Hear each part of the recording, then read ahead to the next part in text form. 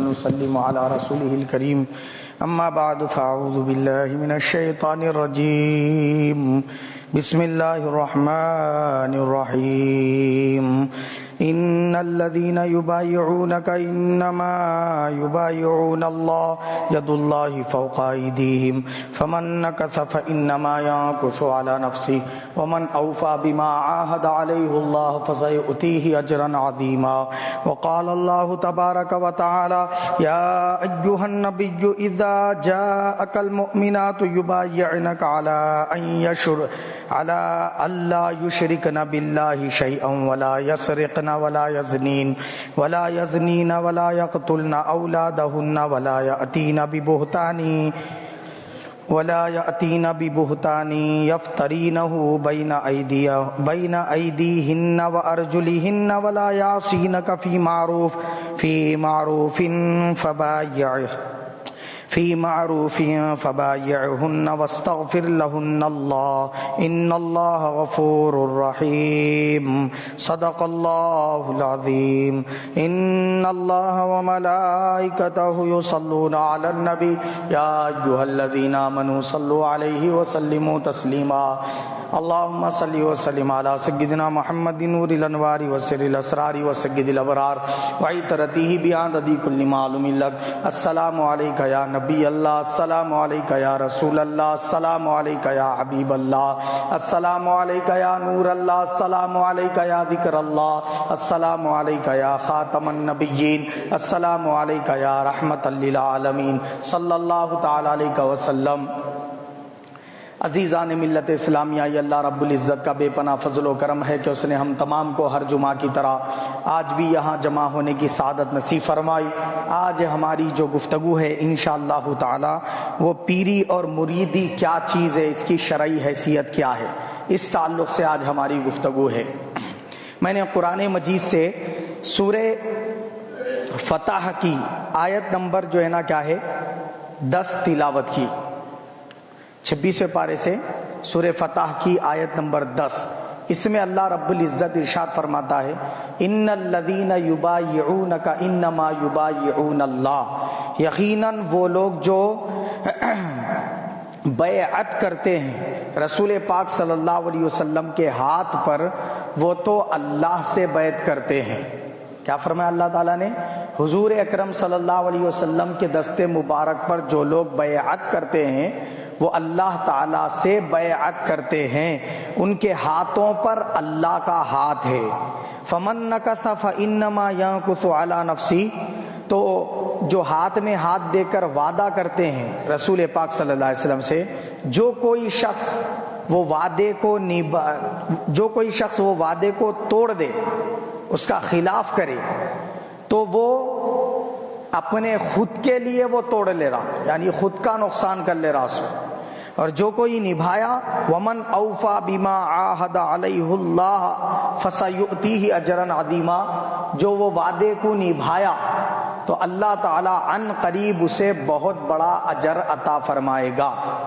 یہ جو آیت شریفہ ہے اس کا شان نزول یہ ہے کہ یہ صلح حدیبیہ کے موقع پر نازل ہوئی۔ وہاں پر افواہ اڑا دی گئی تھی کہ حضرت عثمان غنی رضی اللہ عنہ کو کافروں نے شہید کر دیا، تو حدیبیہ ایک مقام کا نام ہے، وہاں ایک درخت کے نیچے رسول پاک صلی اللہ علیہ وسلم اور صحابہ اکرام عمرہ کرنے کے لیے آئے ہوئے تھے، حالت احرام میں تھے۔ کافرین بولے کہ ہم یہ سال آپ کو عمرہ کرنے نہیں دیتے، اگلے سال آپ آ کے، کیونکہ اچانک آگے ہم کو اطلاع کرے بغیر آگے، اگرچہ کہ آپ کا ارادہ لڑنے کا نہیں ہے مگر اگلے سال آپ عمرہ کیجیے، یہ سال ہم آپ کو کرنے نہیں دیتے۔ تو وہاں ٹھہرے رہے مسلمان وہ درخت کے پاس حدیبیہ کے مقام پر۔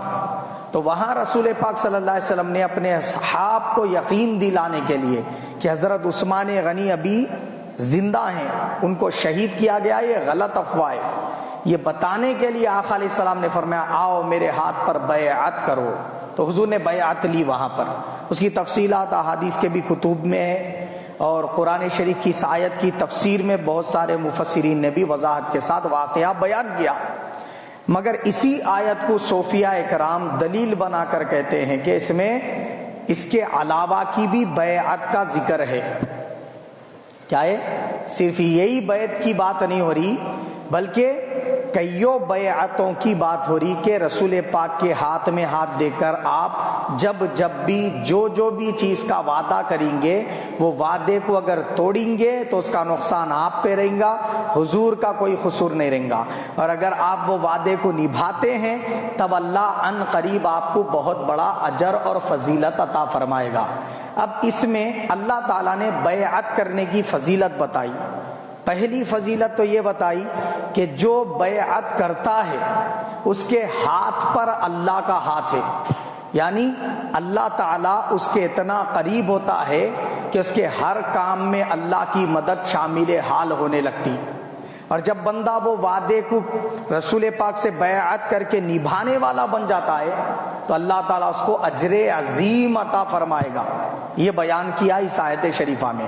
تب میں دوسری والی جو تفسیر ہے، یعنی صلح حدیبیہ والی نہیں بلکہ دوسری والی، کہ ہر موقع پر جب سرکار نے بیعت لی، جس کا احادیث میں تذکر آتا ہے، انشاءاللہ آگے میں بتاؤں گا، وہ سب بیعتوں کی بات ہو رہی اس آیت شریفہ میں، اور فضیلت بتا دی گئی یہاں پہ، لیکن بیعت کرنے کا طریقہ نہیں بتایا اس میں کہ بیعت کیسے کی جائے، کیا وعدہ لیا جائے، یہاں اللہ نے اس کی وضاحت نہیں فرمائی۔ یہ پارہ نمبر 26 سورہ فتح کی آیت نمبر 10 یاد رہیں گی نا؟ تب یہ آیت شریفہ کی تفسیر دوسری آیت کریمہ ہے، وہ کہاں ہے؟ سورہ ممتحنہ میں۔ کون سے پارے میں؟ 28ویں پارے میں۔ 28واں پارہ سورہ ممتحنہ، اور سورہ ممتحنہ کی آیت نمبر 12 ہے یہ۔ وہ سورہ فتح کی آیت نمبر 10 تھی، وہاں بیعت کا ذکر تھا، فضیلت سنائی گئی، لیکن بیعت لینا کس پہ، بنانا کیسے مرید، اس کی ڈیٹیل نہیں تھی وہاں، یہاں ہے۔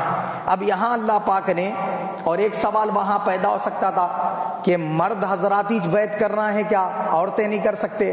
تو اس کا بھی جواب یہاں ہے اس آیت شریفہ میں۔ یہ سورہ ممتحنہ 28واں پارہ آیت نمبر 12 یاد رہیں گی۔ اب اس میں اللہ نے فرمایا یا ایھا النبی، اے نبی صلی اللہ علیہ وسلم، اذا جاءک المؤمنات، جب ایمان والی عورتیں آپ کے پاس آئے، یبایعنک، کئی کے لیے آئیں؟ بیعت لینے کے لیے، آپ سے بیعت لینے کے لیے جب آپ کے پاس ایمان والی عورتیں آئیں تو آپ کیا کیجئے؟ ان سے بیعت لیجئے۔ کن باتوں پر؟ ان باتوں پر، علی اللہ یشرکن باللہ شیئا، وہ اللہ کے علاوہ کسی اور کی عبادت نہیں کریں گی، کسی اور کو اللہ تعالیٰ کے ساتھ شریک نہیں کریں گی، اللہ کے برابر کسی کو نہیں مانیں گی۔ یہ پہلی بات۔ دوسری بات بتائی ولا یسرقنا، اپنے شوہروں کے جیبوں میں سے پیسے چوری نہیں کریں گی، بلا اجازت کے ان کے جیبوں میں ہاتھ ڈال کے پیسے نہیں لیں گی، لے لیتے نا اکثر عورتیں۔ یہ اللہ پاک نے فرمایا عورتوں سے یہ باتوں پہ بیعت لیجئے۔ ہاں، جس عورت کا شوہر بخیل ہے، بہت اتنا بخیل ہے انہیں جو اس کے سخت ضرورت کے چیزیں وہ بھی لینے کے لیے پیسے نہیں دیتا اس کو، تو اس صورت میں شوہر کی اجازت کے بغیر لے سکتی، انہیں اتنے لے سکتی جتنے اس کو ضرورت ہے، اور پھر بعد میں مطلع کر دینا میں اتنے پیسے لے لی آپ کے جیب میں سے بول، کیونکہ وہ امانت بھی ہو سکتی، کچھ بھی ہو سکتا نا شوہر کے جیب میں، بلا اجازت لیا آپ، اس کو مطلع کرنا بھی ضروری ہے، بعد میں اس کو مطلع کر دینا۔ تو وعدہ لیا جا رہا بیعت کرتے وقت عورتوں سے، پہلی بات کہ شرک نہیں کریں گی، دوسری بات چوری نہیں کریں گی، تیسری بات ولا یزنینا، زنا نہیں کریں گی، چوتھی بات ولا یقتلن اولادہن، اور اپنی اولاد کا قتل نہیں کریں گی۔ اس زمانے میں بیٹی پیدا ہوتی تو منحوس سمجھتے تھے، اور ماں باپ اپنے چھاتوں سے زندہ دفن کر دیتے تھے، تو فرمایا گیا کہ اپنی اولاد کا قتل نہیں کریں گی، اور ولا یأتین ببہتان، اور نہ ہی جان بوجھ کر دیکھتے دکھاتے کسی پر تہمت نہیں لگائیں گی۔ کیا ہے؟ بلا تحقیق کے اور تحقیق کے ساتھ بھی کسی خاتون کے اوپر تہمت نہیں لگائیں گی۔ سمجھ رہے آپ؟ تہمت کا مطلب یہ ہے کہ انہیں ایک بندہ ایک چوری کراچ نے اس کو بول دے رہے چور، انہیں زنا کرائی ہی نہیں، اس کو خالی تو بھی بدنام کر دے رہے زنا زانی ہے انہیں بولتے. اس طریقے سے تہمت کسی پہ نہیں لگائیں گی. اور کیا ہوں گا؟ فرمایا کہ بین ایدیہن و ارجلہن ولا یعصینک فی معروف. فرمایا اور بہتان باندھنے کی جگہ اور نہ نیک کام میں تمہاری نافرمانی کریں گی. یعنی رسول پاک صلی اللہ علیہ وسلم سے فرما رہا ہے اللہ پاک یہ بات کی، آپ ان سے کیا کیجئے؟ وعدہ لیجئے بیعت کرتے وقت کہ وہ آپ کی نافرمانی نہیں کریں گی. اور کیا؟ ولا یعصینک فی معروف، نیکی کے کاموں میں آگے رہیں گی، گناہوں سے بچتی رہیں گی. فبایعنک فبایعہن واستغفر لہن اللہ، کہ جب عورتیں اس بات پر راضی ہو جائیں کہ ہم اس بات پہ بیعت لیتے ہیں تو اے حبیب آپ ان کو بیعت کرا دو، مرید بنا دو. فرمایا اور کیا کرو؟ ان کے لیے مغفرت طلب کرو اللہ سے. تو ان اللہ غفور الرحیم، بے شک اللہ تعالی گناہوں کا بخشنے والا، رحم فرمانے والا ہے. یعنی آپ جب ان کے لیے مغفرت کی دعا کریں گے اللہ ان کے پچھلے زندگی کے گناہوں کو معاف کر دے گا. اب یہاں سے ان کی نئی زندگی شروع ہوگی. یہ آیت نمبر میں نے 12 سنائی. کہاں سے؟ 28 پارہ سورہ ممتحنہ. تو ان دو آیات کی روشنی میں یہ بات معلوم ہوئی سورہ فتح میں جس بیعت کا ذکر ہے وہ مردوں کی بیعت کا ذکر ہے، اور وہاں اللہ نے فضیلت بتائی بیعت کرنے کی. کیا فضیلت ہے؟ ایک اللہ کا قرب ملنا، دوسرا اجر عظیم کا ملنا. پھر یہ آیت شریفہ میں عورتوں کی بیعت کا ذکر بھی فرمایا، کن باتوں پر مرید بنانا ہے اس کی ڈیٹیل بیان فرما دی. تو اب معلوم ہوا مرد حضرات بھی مرید ہو سکتے، عورتیں بھی مرید ہو سکتے. اور رسول پاک صلی اللہ علیہ وسلم سے مرد حضرات نے بھی بیعت لی اور عورتوں نے بھی رسول پاک صلی اللہ علیہ وسلم سے بیعت لی. اب بیعت کے معنی کیا ہے؟ بیعت کے معنی ہے اپنے آپ کو اللہ رسول کی مرضی کے تحت کرنے کے لیے بیچ دینا. یعنی اب میری مرضی سے نہیں جیتوں میں، جو اللہ رسول کی مرضی ہے وہ حساب سے جیتوں، میرے خواہشات کو کچل دیتا ہوں. سمجھ رہے آپ؟ اپنے زندگی میں جو کچھ بھی برائیاں کیا اس کو نیکیوں سے تبدیل کرنے کے لیے بیعت کرتا ہوں. یہ مقصد ہے بیعت کرنے کا. پہلا مقصد ہے کہ اپنے آپ کو اپنے رب کو پہچاننا. دوسرا مقصد ہے اللہ کا کثرت سے ذکر کرنا. تیسرا مقصد ہے کہ باطنی بہت سارے اذکار ایسے ہیں جو باطنی ہیں، وہ اذکار کو پانے کے لیے بیعت. اور چوتھا ہے اپنے پچھلی زندگی کی اصلاح کے لیے بیعت. یہ مقاصد کے تحت مرید ہونا ہے. اب اس میں یہ نہیں ہے دکان نہیں چل رہی بلکہ مرید ہو جانا ہے. سمجھ رہے آپ؟ بیماریاں ہوتے ہیں بلکہ اس کو دور کرنے کے لیے مرید ہو جانا ہے. یہ مقاصد نہیں ہوتے. یہ تو چیزیں جب آپ ایمان کے ساتھ اعمال صالحہ میں کثرت کرنے لگیں گے تو برکتوں اور فضائل کے لحاظ سے یہ سب چیزیں دفع ہوتی رہتی. شیاطین، جنہ اور بلائیں، مصیبتیں، سب چیزیں تو ایسے ہی اللہ کے فضل سے دور ہوتی رہتی، لیکن یہ بیعت کرنے کا مقصد نہیں ہے. سمجھ گئے نا آپ؟ اب حدیث پاک کو سنیے.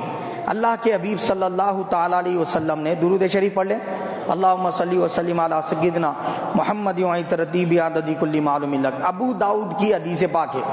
ابو داؤد عربی کا حوالہ دے رہا ہوں میں. عربی ابو داؤد وہ اس میں کتاب الخراج باب ما جاء فی البیعہ اور حدیث نمبر ہے 2940 صفحہ نمبر 428. کہاں سے چھپی ہوئی ہے؟ سعودی عرب ریاض سے. اس کا حوالہ دیا ہم نے. ٹھیک ہے نا؟ اب یہ حدیث کیا ہے؟ رسول پاک صلی اللہ علیہ وسلم کہ صحابی حضرت عبداللہ بن دینار رضی اللہ عنہ وہ بیان کرتے ہیں کہ حضرت ابن عمر رضی اللہ عنہ نے بیان فرمایا ہم رسول پاک صلی اللہ علیہ وسلم سے بیعت کرتے تھے. کیا کرتے تھے؟ رسول پاک سے بیعت کرتے تھے. اب یہ وہ والی بیعت نہیں ہے جو صلح حدیبیہ کے موقع پر ہوئی، یہ دوسری والی بیعت کی بات کر رہے ہوں. تو ہم مرید ہوتے تھے رسول پاک سے. کیا بات پر؟ اس بات پر کہ ہم اللہ کے رسول کی اور اللہ تعالی کی کے حکم کی تعمیل کریں گے بول کے مرید ہوتے تھے. اللہ اس کے رسول کی اطاعت کریں گے بول کے مرید ہوتے تھے. اور آپ صلی اللہ علیہ وسلم ہمیں اس بات کی تلقین کرتے تھے کہ تم زیادہ پریشر مت لے لو کہ اب بیعت کر لیا، پورا نیکیاں کرنا ہے، دن رات جاگنا ہے اور سونا بہت کم ہے، ایسا بول کے ٹینشن لے لیں گے. ایسا مت کرو، بلکہ تمہاری طاقت کتنی ہے، تم کتنا عبادت کر سکتے آسانی کے ساتھ، اتنا عبادت کرنے پر بیعت کرتے تھے رسول پاک صلی اللہ علیہ وسلم. حدیث کا حوالہ تو میں سنا دیا. دوسری حدیث سنیے.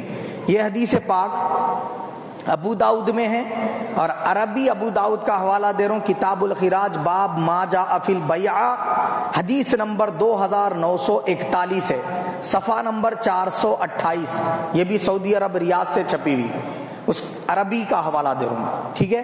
حضرت عروہ رضی اللہ تعالیٰ عنہ کو حضرت ام المومنین عائشہ صدیقہ رضی اللہ عنہا نے رسول پاک صلی اللہ علیہ وسلم کے عورتوں کو بیعت کرنے کے بارے میں خبر دیتے ہوئے فرمایا.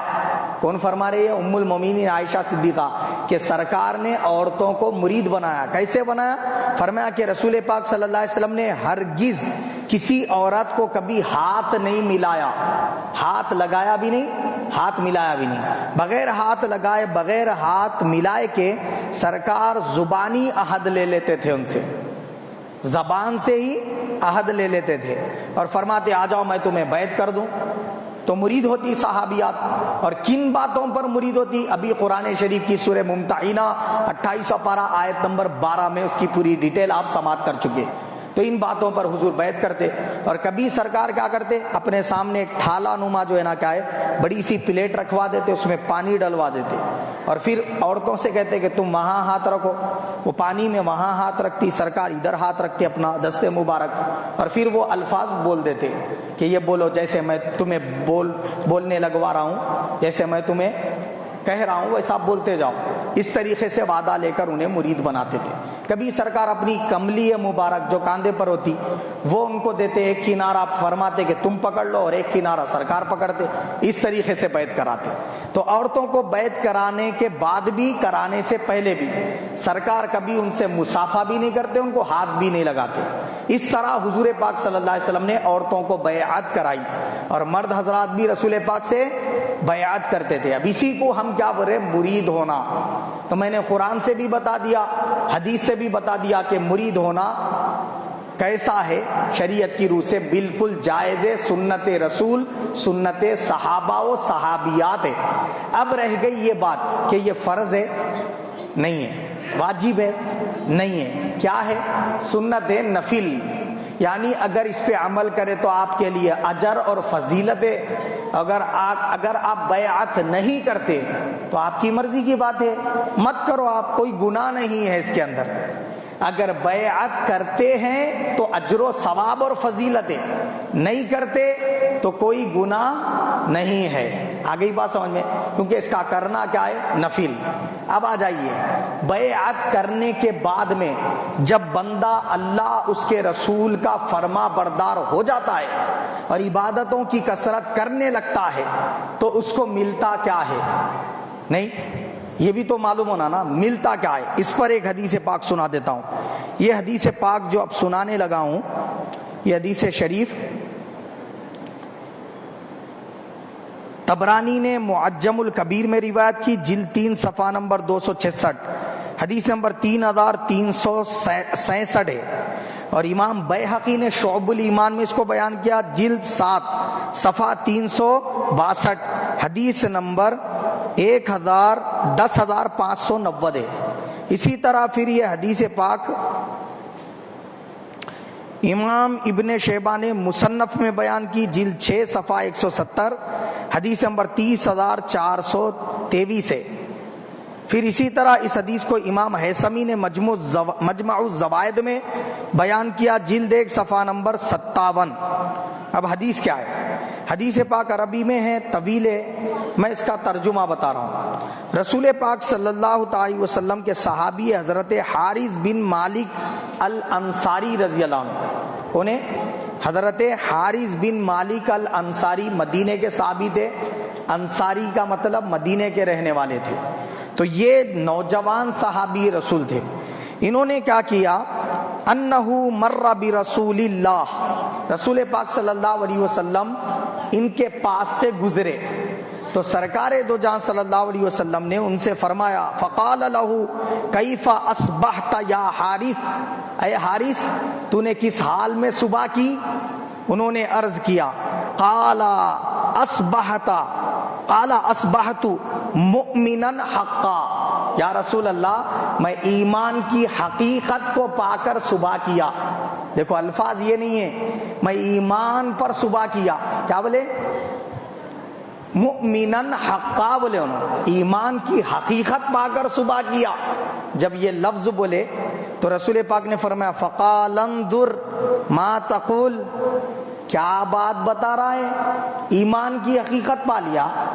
ہاں، یہ کیسے تجھے پتا چلا کہ تو ایمان کی حقیقت پا لیا؟ تو انہوں نے عرض کیا، ما تقول فإن لكل شيء حقیقة فما حقیقت ایمانک، حضور نے فرمایا ہر چیز کی ایک حقیقت ہوتی، تو نے عرض کیا کہ ایمان کی حقیقت پا لیا، ذرا بتا وہ ایمان کی حقیقت پایا بول کے کیا دلائل ہے تیرے پاس، یہ پوچھنا چاہ رہے سرکار۔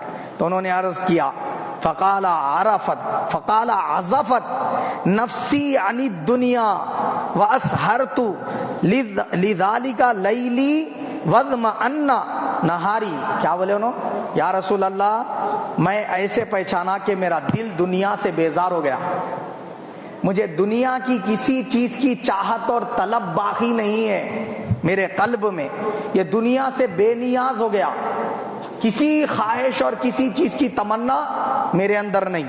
انہوں نے عرض کیا، یا رسول اللہ جب سے میری ایسی حالت ہو گئی نا، تب سے میں راتوں کو جاگتا ہوں اور دن ہوتا ہے تو بیزار ہو جاتا ہوں، لوگوں سے ملنا پڑتا، مولا سے دور ہو کے، اس لیے بیزار ہوتا ہوں، دن ہوتا ہے تو کئی کو رات دن بول کے، رات ہوتی ہے تو میں اللہ کے قریب ہوتا ہوں، زیادہ عبادتیں کرتا ہوں، زہد و تقویٰ کا پیکر بنا رہتا ہوں، اس لیے کیا ہے مجھے رات زیادہ محبوب ہے دن کی بنسبت۔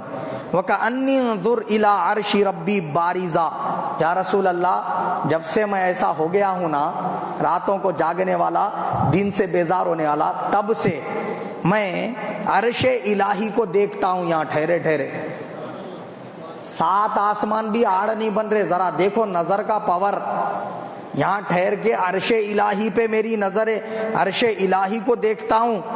اور کیا کہا انہوں نے، نفسی عن الدنیا واسہرت لیلی واظمأت نہاری وکأنی انظر عرش ربی بارزا، یا رسول اللہ یہ سب اس لیے ہے کہ میں دنیا سے بیزار ہو گیا ہوں اور رات میرے پاس محبوب ہے، اور دن کیا ہے بیزارگی کا سبب ہے، میں اللہ سے اتنی محبت کرنے لگا ہوں۔ وَكَأَنِّي أَنظُرُ إِلَىٰ أَهْلِ الْجَنَّةِ يَتَزَاوَرُونَ فِيهَا وَكَأَنِّي أَنظُرُ إِلَىٰ أَهْلِ النَّارِ يَتَضَاغُونَ فِيهَا قَالَ يَا حَارِث عَرَفْتَ فَالْزَمْ ثَلَاثًا، رسول پاک صلی اللہ علیہ وسلم نے فرمایا کہ تیری یہ جو حالت ہے نا، یہ حالت خود اس بات کی دلیل ہے کہ تو ایمان کی حقیقت کو پا لیا۔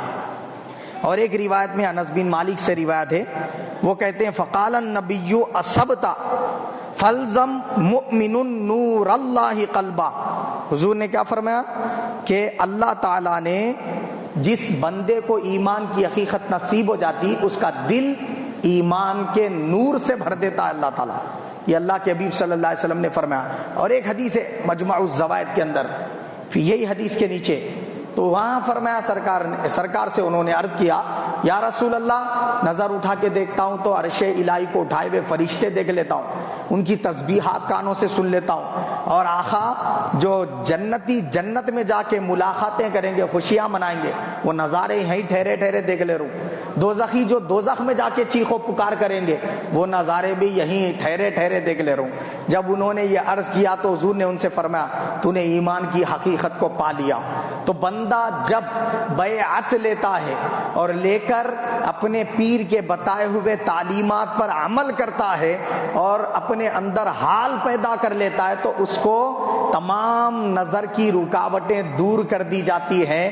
جس قبر کے پاس ٹھہرتا ہے قبر کے اندر کے نظارے نظر آنے لگتے ہیں, اس کو عالم برزخ بھی دیکھ لیتا ہے, عالم دنیا اور عالم آخرت بھی دیکھ لیتا ہے. یہ اللہ تعالیٰ اس بندے کو فضیلت عطا فرماتا ہے. اب ایک سوال یہ کیا جاتا ہے کہ بھائی تم بولتے شریعت طریقت حقیقت, یہ شریعت اور طریقت حقیقت کا ذکر کہاں ہے؟ اس لیے ہم بولتے کہ قرآن پڑھو احادیث پڑھو تو پتہ چلتا. کیا؟ قرآن پڑھو احادیث پڑھو تو پتہ چلتا کہ طریقت کا ذکر کہاں ہے. یہ سمجھ رہے کہ ہم طریقت ہمارے اپنے طرف سے نکال لیے اہل سنت. نہیں, ہم طریقت ہمارے طرف سے نہیں نکالے, طریقت کا ذکر قرآن میں ہے. کہاں ہے؟ سورہ نوح, سورہ جن 29واں پارہ, سورہ جن 29واں پارہ اور اس کی آیت نمبر کیا ہے؟ 16. اس آیت شریفہ میں اللہ پاک فرماتا ہے وَأَلَّوِ اسْتَقَامُوا عَلَى الطَّرِيقَةِ لَأَسْقَيْنَاهُمْ مَاءً غَدَقًا. رسول پاک کی بارگاہ میں جنات آ کر حضور سے ایمان لا کر بیعت کیے اور وہ لوگ نیک متقی پرہیزگار بن کے زندگی بسر کیے.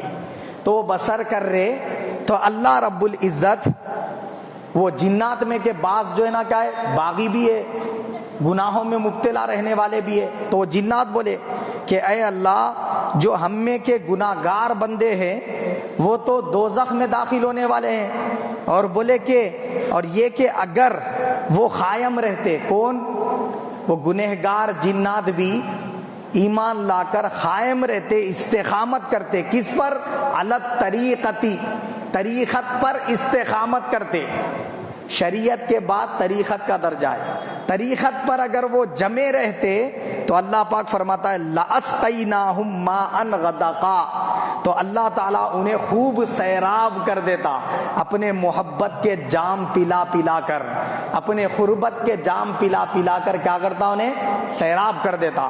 تو معلوم ہوا جس طرح شریعت ہے اسی طرح طریقت کی بھی ایک حقیقت ہے. اب آپ بولیں گے کہ جو ہے نا یہ شریعت اور طریقت کو سمجھنے کے لیے آسان لفظوں میں آپ بتائیے, تو یوں سمجھ لیجئے کہ جو دودھ ہے نا, دودھ جو ہے وہ شریعت ہے سمجھ لو آپ. اور دودھ پہ محنت کرنے کے بعد اس کو پکا پکا کے اوٹا کے جو حاصل ہوتی وہ ہے ملائی. وہ ملائی جس کو بول رہے آپ وہ طریقت ہے. پھر اس پہ محنت کرنے کے بعد جو حاصل ہوتا مسکا وہ ہے حقیقت. اس پہ محنت کرنے کے بعد جو حاصل ہوتا گھی وہ ہے معرفت. مگر یہ جو آگے کے 3 چیزیں ہیں ملائی, مسکا, گھی, وہ حاصل کس سے ہوتے؟ دودھ سے. اگر دودھ ہی نہیں رہا, کوئی شخص کے پاس دودھ ہی نہیں ہے اور انہیں دعویٰ کر رہا میں ملائی پا لیا, بولے تو جھوٹا ہے. انہیں بغیر دودھ کے ملائی آتی, بغیر ملائی کے مسکا آتا, بغیر مسکے کے گھی آتا, جھوٹا شخص ہے وہ. صوفیہ اکرام فرماتے ہیں کہ طریقت پہ جانے کا مطلب یہ شریعت پہ مضبوطی سے جم جانے کے بعد, پورا اس میں مہارت حاصل کرنے کے بعد, پورا اس میں کمال پا لینے کے بعد اب آگے کا جو درجہ ہے وہ ہے طریقت. اس میں پورے نہیں ہے, طہارت کے مسائل نہیں معلوم, صوفی کہتے ہے نہیں, بولا آپ غسل کے مسائل نہیں معلوم, پیر بن کے بیٹھے ہوئے. ایسے اشخاص خود بھی اپنا بیڑا غرق کر رہے اور سارے لوگوں کا بیڑا غرق کر دینے والے. انہیں خود ہی پار لگ گیا تو بہت بڑی بات ہے. آپ کو کیا پار کراتا؟ تو پار کرانے کے لیے لازم ہے کہ بندہ پہلے شریعت پہ عامل بنے, اس کے بعد طریقت کی طرف کیا کرے, رجحان کرے, رغبت کرے. جو بندہ شریعت میں ادھورا ہے اس کو بیعت کر کے طریقت میں جانے کی ضرورت ہی نہیں ہے. بات سمجھ رہے؟ طریقت کی منازل کے لیے, اس کے علم حاصل کرنے کے لیے بیعت ہے. ابھی آپ شریعت میں پابند نہیں ہوئے, طریقت کے طرف جانے کا فائدہ ہی کیا ہے؟ بات سمجھ رہے نہیں سمجھ رہے آپ؟ تو بغیر شریعت کے طریقت کی بات کرنا یہ جھوٹ ہے, یہ زندیقیت ہے. اس کا کوئی فائدہ حاصل نہیں ہوگا. لیکن شریعت کے بعد طریقت، طریقت کے بعد حقیقت، حقیقت کے بعد معرفت ہے. جیسے فرسٹ کلاس کے بعد سیکنڈ کلاس، یہ پڑھے چ نہیں سیکنڈ میں کیسا جا سکتے کیا؟ سیکنڈ پڑھے نہیں تھرڈ میں جا سکتے کیا؟ ہاں یہ اور بات ہے، کوئی بہت زیادہ ٹیلنٹ والا رہتا، انہیں سال بھر پڑھنے کے بجائے مہینہ بھر پڑھ کے سیکنڈ کلاس میں جمپ کر لیتا. یہ اچھا ٹیلنٹ دکھایا تو ہوتا. ایسے ہی کبھی کبھی اس میں بھی ہو جاتا کہ بندہ شریعت کے اندر جب عمل کرنے رکھتا، اللہ دروازے کھول دیتا اس کے لیے، کیونکہ اس کے ٹیلنٹ کے حساب سے، اس کی صلاحیت کے حساب سے، اس کی قابلیت کے حساب سے اس کو اللہ تعالیٰ طریقت میں لے کے چلے آتا، پھر وہاں سے حقیقت میں، معرفت میں. تو معلوم یہ ہوا کہ یہ سب باتوں کا ذکر قرآن میں بھی ہے، احادیث میں بھی ہے. تو پیری مریدی کا ذکر قرآن اور احادیث میں ہے. بننا کیوں، اس کا مقصد بھی میں نے بتا دیا. اب رہ گیا سوال کہ پیر جس سے ہم بیعت لے رہے انہیں کیسا ہونا، اس میں کیا چیزاں ہونا ضروری ہے، وہ بھی سن لیجئے. یہ ضروری نہیں ہے انہیں ہوا میں چلا تو پیر بننا ہے، یا پانی پہ چلا تو پیر بننا ہے. ہوا میں اڑ کے دکھانا، یا پانی پہ چل کے بتانا، یا مردے کو زندہ کر کے بتانا، یا کچھ تو بھی ایک شعبے دار دکھایا تو جبھی چنے پیر ہوتا. نہیں، ویسا نہیں. پیر کامل ہے یہ دیکھنے کے لیے آپ اس کا یہ ٹیسٹ کرنا کہ انہیں شریعت پہ کتنا عمل کرنے والا ہے. پہلی بات یہ ہے، سب سے پہلی بات یہ ہے، سمجھ گئے آپ. دوسرا، پہلی بات تو یہ کہ انہیں جس سے بیعت ہے اس کا پورا سلسلہ شجرہ جا کے رسول پاک تک ملنا. سمجھ گئے آپ. سنی صحیح العقیدہ ہونا، انہیں گمراہ فرقوں سے تعلق رکھنے والا رہا تو پیر نہیں بن سکتا، انہیں کتنا بھی عمل میں رہنے دو. سنی صحیح العقیدہ ہونا. دوسری بات کیا بتایا ہمیں، اس کا جو سلسلہ ہے پورا سرکار تک جا کے ملنا. تیسری بات کیا ہے، انہیں شریعت کے ساتھ طریقت کا علم حاصل کیا سو رہنا اپنے پیر سے، پھر اس کو سمجھانے کی صلاحیت رہنا. اگر زبانی نہیں سمجھا سکتا تو کم از کم دیکھ کے تو سمجھا سکنا انہیں کہ کتاب میں یہ بات بیان کی گئی. سمجھ رہے آپ، اتنی صلاحیت اس کے اندر رہنا. چوتھی بات، نماز کے، روزے کے، وضو کے، غسل کے، طہارت کے اور یہ تمام شریعت کے روزے کے مسائل سے انہیں پوری طرح واقف رہنا. اگر انہیں چاہیے مسائل سے واقف نہیں ہے تو مرید کو کیا پار کراتا، اس کا کیا بیڑا جو ہے نا پار کراتا انہیں، ہے نہیں بولا آپ. تو اگر وضو کرنے کا اس کو طریقہ برابر نہیں ہے، نماز اس کی برابر نہیں ہے. غسل کرنا اس کو ہی برابر نہیں آتا تو نماز اس کی برابر نہیں ہے. پیر کہاں سے بنتا انہیں؟ تو ایسا شخص پیر بننے کے قابل نہیں. یہ سب باتیں رہنے کے ساتھ پیر کامل ہونے کی ایک علامت اللہ کے حبیب صلی اللہ علیہ وسلم نے بیان فرمائی. وہ کیا ہے؟ صحابہ نے عرض کیا، یا رسول اللہ، کہ کوئی بندہ اللہ کا ولی ہے، کیسے مانے کہ وہ اللہ کا ولی ہے؟ حضور نے فرمایا، اس کی صورت دیکھے تو تمہیں اللہ یاد آ جائے، سمجھ لو اللہ کا پیارا ہے. کیا فرمایا سرکار؟ کرامتیں دیکھو تو اللہ والا ہے بول کے جانو نہیں بولے. کیا فرمائے؟ اس کی صورت دیکھے تو تمہارا دل اندر سے پکارنا، یہ اس کے ساتھ تھوڑا بیٹھ کے اللہ کو یاد کر لیں گے بول کے. تو اس کے ساتھ بیٹھنا، جی چاہنا اور اللہ کو یاد کرنا، جی چاہنا، تو وہ بندہ اللہ کا ولی ہے بولے حدیث پاک میں سرکار. اسی طرح صوفیاء کرام سے پوچھا گیا کیسے سمجھے، کیسے جانے کہ پیر کامل ہے؟ تو آقا علیہ السلام نے صوفیاء کرام نے فرمایا کہ جس پیر سے آپ بیعت لے رہے اس کی جانچ میں یہ دیکھو کہ اس سے جو مرید ہو چکے پہلے، وہ لوگ پہلے اپنی زندگی میں کیسے تھے، اب کیسے.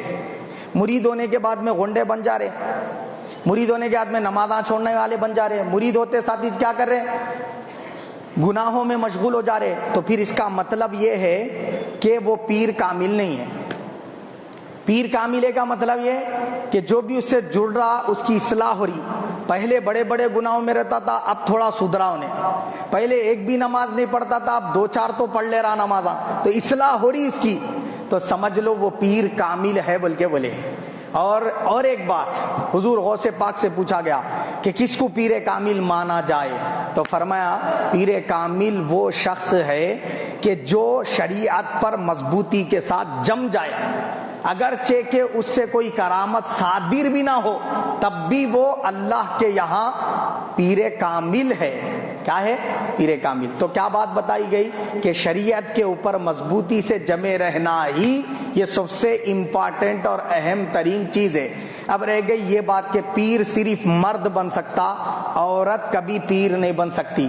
اگر عورت کو پیر بننے کا حق سرکار دیتے یا اللہ دیتا تو سب سے پہلے پیر بنتے ام المومنین عائشہ صدیقہ، ہے سیدہ فاطمہ پیر بنتی، ہے نہیں بولا آپ؟ مگر کبھی سیدہ فاطمہ رضی اللہ عنہا نے کسی عورت کو مرید نہیں بنایا۔ اس کا مطلب یہ ہے کہ پیر بننے کا حق صرف اور صرف مرد کو دیا گیا ہے، مرد ہی پیر بن سکتا ہے، اور عورتیں اس سے بیعت بھی کر سکتی، مرد حضرات بھی بیعت کر سکتے، مگر وہ پیر ہاتھ ملا کر مرید نہیں بنا سکتا، مصافحہ نہیں کر سکتا، عورتوں کے سر پر ہاتھ نہیں رکھ سکتا۔ ہاں البتہ اگر عورت اپنے سر پہ ڈھکلے کے ہے کپڑے سے، کپڑا موٹا ہے، تب وہ اگر جو ہے نا کیا سر پہ ایسا ہاتھ رکھ دے تو کوئی حرج نہیں ہے، لیکن خالی بالوں پہ بغیر کپڑے کی آڑ کے سر پہ ہاتھ رکھ دے یا اس سے مصافحہ کر لے تو ویسی صورت میں یہ کیا ہے؟ حرام ہے، ہرگز جائز نہیں ہے۔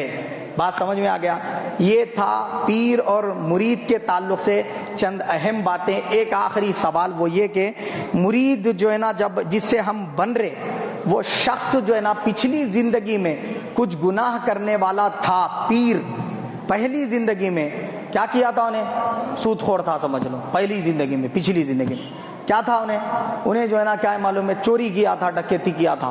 اب بعد میں انہیں اپنی اصلاح کر لیا، سچی توبہ کر لیا، اور پورے اب نیکیوں میں زندگی بسر ہو رہی۔ کیا ایسا شخص پیر بن سکتا ہے؟ بالکل بن سکتا ہے۔ ایسے بہت سارے بزرگان دین ہیں جن کی ابتدائی زندگی کبیرہ گناہ میں گزری، مگر بعد میں ایسی اصلاح کی ہے کہ وہ ایسے اپنے وقت کے ولی بنے کہ کئیوں کو ولی بنا کر چھوڑے۔ سمجھ گئے آپ؟ تو ایسا شخص ولی بن سکتا ہے، لیکن پچھلی زندگی میں گناہ کیا تھا، اب مرید پیر بننے کے بعد بھی ابھی گناہوں کا سلسلہ جاری ہے، ویسا شخص ہرگز پیر نہیں بن سکتا۔ اللہ پاک ہم سب کو حق و قبول کرنے، اس پر عمل کرنے کی توفیق عطا فرمائے۔ آمین ثم آمین۔